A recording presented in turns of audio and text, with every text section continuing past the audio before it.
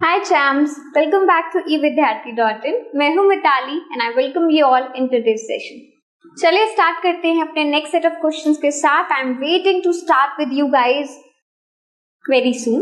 चलिए सबसे पहले देखते हैं। Again we have some questions, कुछ न्यूमेरिकल्स हैं, कुछ कॉन्सेप्शनल हैं, तो उनको एक बार साथ में देखते हैं। ठीक है, the frequency of a source of sound is 100 hertz. कोई भी फ्रीक्वेंसी कहीं से भी किसी भी सोर्स ऑफ साउंड से हमें दी गई है विच इज 100 हर्ट्ज। ठीक है, how many times does it vibrate in a minute? कितनी बार ये जो साउंड है इसने वाइब्रेट करा होगा एक मिनट में? देखो, जब भी हमें किसी भी फ्रीक्वेंसी के बारे में कुछ गिवन होता है, ठीक है, तो हमें ये पता है कि ये है नंबर ऑफ वेव्स या फिर कितने ऑसिलेशंस हुए हैं एक सेकेंड में। ठीक है, अगर ये मुझे एक सेकेंड के बारे में गिवन है, I have to find it for 60 seconds, यानी कि एक मिनट के बारे में। सिंपली इसको 100 से मल्टीप्लाई कर दो एंड यू आर डन। ठीक है, सो यहाँ पर मैंने लिखा है the source of sound vibrate 100 times in 1 second. हमारे जो फ्रीक्वेंसी का मतलब होता है वो होता है कि 100 टाइम्स हमने इसको वाइब्रेट कराया है एक सेकेंड के अंदर, तब जाके इसकी फ्रीक्वेंसी बनी 100 हर्ट्ज। और अगर इसी को मुझे मिनट्स के लिए निकालना है तो मैं क्या करूंगी, 100 इंटू 60 यानी कि 6000 टाइम्स इसने वाइब्रेट करा। ठीक है, इजी है ये। अलग अलग इस तरीके से आप निकाल सकते हो कि अगर आपको किसी की फ्रीक्वेंसी पता है, suppose frequency is 150, frequency is 94.5 होता है। फ्रीक्वेंसी पे सुनते हो रेडियो को 94.5 एक सेकेंड 94.5, और अगर हमें ये एक मिनट में निकालना है तो 94.5 इंटू 100 करोगे तो 9450 आ जाएगा।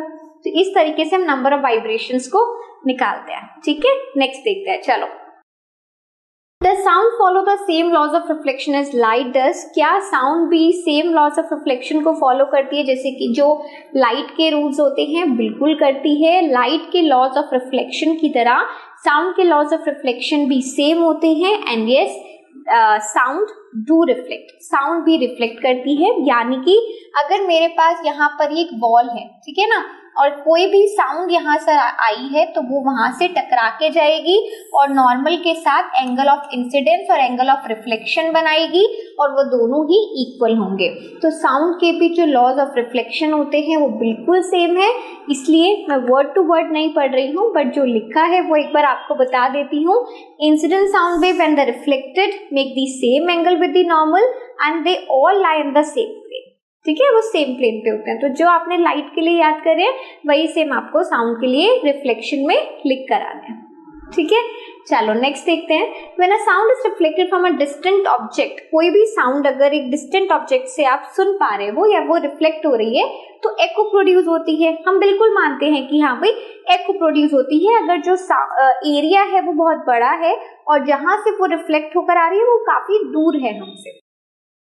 So let the distance between the reflecting surface and the source of sound production remains the same। तो जो भी reflecting surface है, यानी कि अगर ये मेरा source है, ठीक है ना, यहाँ से sound ने travel किया है इस तरीके से, और ये वो वाला distant object है जहां पर जाके sound टकराई है, यानी कि ये मेरा reflecting area है। ठीक है, reflecting area।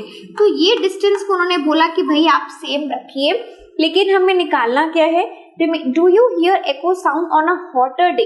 तो ये डिस्टेंस आपका सेम रहेगा, लेकिन अगर दिन में काफी गर्मी है, यानी कि गर्म दिन है, एक हॉटर डे है, गर्मियों का दिन है, आप ऐसा बोल सकते हो, तो क्या उस वक्त पे आपको एको सुनाई देगी? तो ये क्वेश्चन जो है थोड़ा सा कॉन्सेप्शनल है, क्योंकि हमें पता है कि जब हम किसी खुले एरिया में होते हैं और काफी दूर एक कोई जगह होती है जहां से हमारी साउंड लौट कर वापस आ रही है, यानी कि रिफ्लेक्ट होकर, तो हमें साउंड सुनाई देती है। लेकिन इसके साथ साथ हमें एक और बात पता है कि साउंड को लौटने के लिए 0.1 सेकेंड का टाइम गैप चाहिए होता है। पता है कि नहीं पता, है ना? तो मैंने उसको यहाँ मेंशन किया है। तो अब बात आती है कि कितना समय लग रहा है। अगर टाइम लग रहा है इससे कुछ ज्यादा, है ना, तो हमें आवाज सुनाई नहीं देगी। बहुत सिंपल है। सो time taken is total distance divided by velocity, because distance क्या होता है, टाइम इनटू वेलोसिटी। तो टाइम कैसे निकालूंगी, डिस्टेंस अपॉन स्पीड। ठीक है, सो किसी भी गर्म दिन वाले दिन velocity of sound is more, speed sound की इंक्रीज हो जाती है। ये ऑलरेडी हम पढ़ चुके हैं। साउंड के स्पीड के इंक्रीज होने के और डिक्रीज होने के कुछ फैक्टर्स थे, है ना। तो यानी कि किसी दिन अगर गर्म दिन है, एक हॉटर डे है, यानी कि टेम्परेचर अगर ज्यादा है, जिस दिन टेम्परेचर ज्यादा होता है उस दिन स्पीड ऑफ साउंड कैसी होती है, स्पीड ऑफ साउंड इंक्रीज हो जाती है ना। तो यहाँ पर भी हमने बोला, सॉरी डिक्रीज हो जाती है, वो हो जाती है, हाँ इंक्रीज हो जाती है, ठीक है। सिर्फ the time taken by echo is less than 0.1 second. अगर आपके पास रिफ्लेक्ट होने के बाद आवाज 0.1 सेकेंड के बाद आ रही है, यानी कि ज्यादा समय ले रही है, तो वो आपको आवाज सुनाई नहीं देगी, है ना, क्योंकि स्पीड इंक्रीज हो गई है। जैसे जैसे स्पीड इंक्रीज हुई, देखिए यहाँ एक रिलेशन को देखो, मैं आपको यहाँ पर इसमें नेक्स्ट में लिख के दिखाती हूँ। We have time is equals to distance upon velocity, ठीक है। डिस्टेंस तो देखिए आपका सेम है ना, लेकिन अभी क्या हुआ है, वेलोसिटी इंक्रीज हो गई। अगर वेलोसिटी इंक्रीज हुई, वेलोसिटी क्यों इंक्रीज हुई, क्योंकि दिन गर्म है, हॉटर डे मतलब टेम्परेचर ज्यादा, टेम्परेचर ज्यादा मतलब speed of sound also increases. तो अगर ये इंक्रीज होगा तो टाइम डिक्रीज होगा। क्यों, क्योंकि t is inversely proportional to the speed of the sound, ठीक है। और अगर टाइम डिक्रीज होगा तो वो 0.1 सेकेंड से कम हो जाएगा। अगर वो 0.1 सेकेंड से कम होता है तो हमें कोई एको हर्ट नहीं होगी। क्लियर हो गया, काफी अच्छा क्वेश्चन था। मैं तो कहती हूँ इसको मार्क भी करके रखो, बिकॉज ये क्वेश्चन आपसे पूछा जा सकता है। हो गया ना, थोड़ा एप्लीकेशन बेस्ड क्वेश्चन हो गए हैं।